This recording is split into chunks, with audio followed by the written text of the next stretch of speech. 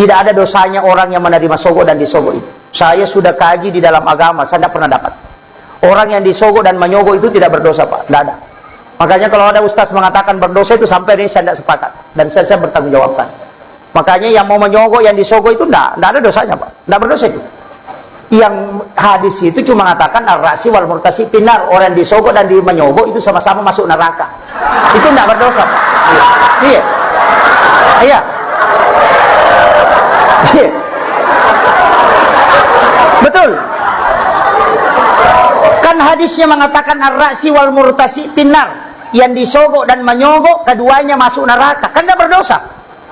Kalau berdosa itu bisa bertaubat. Makanya dipakai kalimat neraka, karena itu ancaman yang paling besar. Kalau dia mengatakan berdosa, bisa saja sholat sunat taubat. Makanya Allah itu sangat membenci. Kenapa? Karena dia memang tidak inginkan. Jangan gara-gara itu hati nuranimu itu beralih. Ada yang parah. Nah bilang, Pak Ustaz, itarima ina patanele itu dok. Disogokannya, tapi jangan dicoba. Maka daka ya kumualay na pamutodo, tama koranaka pasti tunu. Tapi ya kumualay na patanele mutodo, itu orang munafik. Ya to munafik ipatamo ko darongin apa itu nu darongin. Ini mani